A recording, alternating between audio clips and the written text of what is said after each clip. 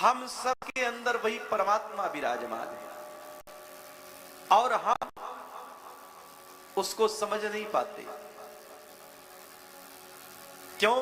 क्योंकि समझना चाहते ही नहीं। जीव और ईश्वर के बीच में एक पर्दा लगा हुआ है, माया का। हम अपने अंदर कभी झांकना चाहते ही नहीं। और वही परमात्मा आत्मा रूप से सब में अवस्थित है। किसी गुरुकुल में गुरुजी छात्रों को पढ़ाते थे और यही उपदेश दे रहे थे कि परमात्मा सबके अंतर हृदय में विराजमान है, आत्मा रूप में। जो तुम में है वो मुझ में है, जो मुझ में है वो तुम में है। हम सब में परमात्मा का वास है। और इतना समझा रहे थे और चेला के समझ में बात आ गई। चेला तुरंत समझ गया और गुरुजी ने चेला को लकड़ी लेने जंगल भेजा। जाओ लकड़ियां लेकर के आओ। अब जंगल से लकड़ियां लेकर के आ रहा था। रास्ते में पागल हाथी सामने से चला आ रहा और ये अपने मस्ती में सोच रहा है कि जो जब प्राणी मात्र में प्रत्येक जीव में वही ईश्वर अवस्थित है, तो इस हाथी में भी है, मुझ में भी है। और एक व्यक्ति दूसरे का कैसे नुकसान कर सकता है।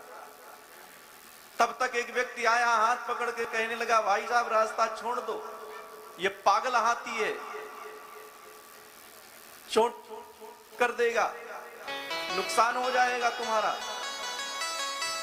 अब वो व्यक्ति कहने लगा कि जो हाथी में आत्मा है वही मुझ में है। जब परमात्मा हाथी में है तो मुझ में भी है। एक परमात्मा दूसरे परमात्मा को कैसे कष्ट दे सकता है? और अपनी मस्ती में चला जा रहा है। इतने में दूसरा व्यक्ति आया, हाथ पकड़ करके रास्ते से खींच के एक तरफ कर दिया। हाथी आ रहा है, रास्ता छोड़ दो। अब उस व्यक्ति ने पुनः उसी रास्ते पर हाथी के सामने चलना प्रारंभ कर दिया। अब हाथी जैसे ही आया, देखा सामने ये मिल गया, अपनी सूंड में लपेट करके उठा के पटक दिया। शरीर में जगह जगह चोटें आ गई, पैर फ्रैक्चर हो गया।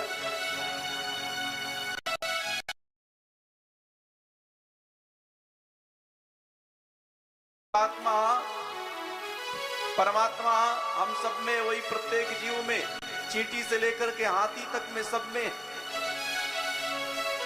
और यही विचार करके वो हाथी मुझे उठा करके पटक दिया। गुरुजी ने कहा, बेटा हाथी में तुमको परमात्मा दिखा और तुमको बीच में कोई बचाने भी तो आया था। बोले हाँ, दो व्यक्ति आए थे, हाथ पकड़ करके बाहर भी किए, लेकिन मैं नहीं हटा। क्यों नहीं हटे? तुमने केवल हाथी में परमात्मा देखे, उन मानव में परमात्मा नहीं देखे। वो परमात्मा ही तो आया था तुमको बचाने के लिए, एक बार नहीं, दो दो बार। लेकिन तुमने उसकी नहीं मानी, अपने मन की मानते रहे। ये मन ही बंधन कारक है। मन ही मुक्ति दिलाता है और मन ही बंधन में डालता है।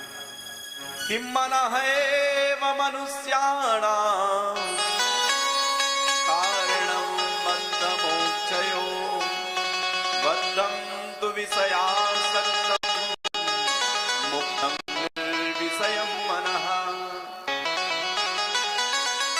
हम लोग केवल अपने मन की मानते, आत्मा की मानते नहीं। मन ने कहा ऐसे करना है, करने को तैयार हो।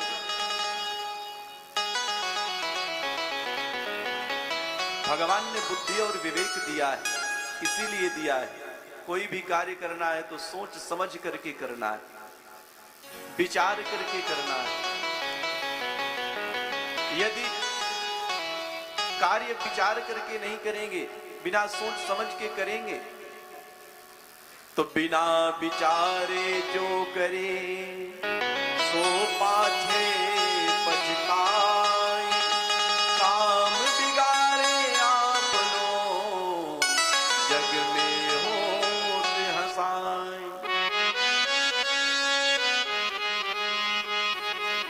जड़ भरत चरणों में गिर पड़े। जड़ भरत के चरणों में राजा रघुगण गिर पड़े और कहने लगे कि महाराज मुझे आत्मज्ञान कैसे हो? मैं जंगल में जाना चाहता हूं, तपस्या करना चाहता हूं, अब मैं सब कुछ छोड़ दूंगा। महाराज जड़ भरत कहते हैं राजन, जंगल में जाकर के यदि तपस्या करने से भगवान मिलते, जंगल में वास करने से यदि आत्मज्ञान मिलता तो पता नहीं कितने जीव जंतु जंगल में रहते हैं, पता नहीं कितने आदिवासी लोग जंगल में रहते हैं, उनको आत्मज्ञान हो गया होता, उनको परमात्मा मिल गए होते। आत्मज्ञान तो बिना महत पाद रजो विसेकम, जब तक किसी संत महापुरुष के चरणों में नहीं बैठेंगे तब तक आत्मज्ञान नहीं मिलेगा। आत्मज्ञान गुरु के चरणों में बैठ करके ग्रहण किया जाता है। आज गुरु पूर्णिमा भी है और गुरु पूर्णिमा में आज तो लोगों की लाइन गुरु दर्शन की, गुरु पूजन की लगी रहती है। गुरु के वाक्यों का सम्मान करना है, आदर करना है और उनको हृदय में बसा करके रखना है। ये नहीं कि गुरु जी की फोटो रख करके खूब पूजा करें, अब गुरु जी कहें कि इस मार्ग पर नहीं चलना तो उनकी माने नहीं। गुरु को नहीं मानना, गुरु की मानना है। और यदि गुरु की मानना शुरू कर देंगे तो कुछ बिगड़ेगा नहीं जीवन में, सब कुछ बनता ही जाएगा, सब कुछ बनेगा। लेकिन आजकल दिखावा ज्यादा है।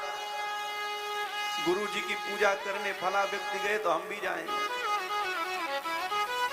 केवल पूजन से लाभ नहीं होगा, जो गुरु जिस मार्ग पर चलना सिखाएं उस मार्ग पर चलना है और श्रद्धावनत होकर के उनकी बातों को मानना है।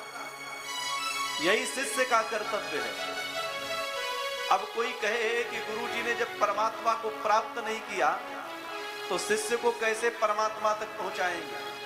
भाई टिकट बेचने वाला जो टीटी होता है, जो स्टेशन मास्टर होता है, वो टिकट बेचता है। अब यदि उससे टिकट लेते समय हम पूछे कि क्यों भैया तुम ये बताओ हरिद्वार गए हो कि नहीं, टिकट तो हरिद्वार का दे रहे हो, तो स्टेशन मास्टर यही कहेगा कि भैया हम हरिद्वार तो नहीं गए, लेकिन हमारे द्वारा दिया हुआ ये टिकट यदि आप अपने पास नहीं रखेंगे तो आप सकुशल ट्रेन से यात्रा करेंगे, हरिद्वार तक नहीं पहुंच पाएंगे। इस टिकट को लेकर के ही हरिद्वार तक पहुंचेंगे, हम गए हो अथवा ना गए। तो गुरु का जो मंत्र है उसका अनवरत जाप करना है, गुरु में श्रद्धा रखनी है, गुरु में विश्वास रखना है और जिस मार्ग पर वो चलना बताएं उस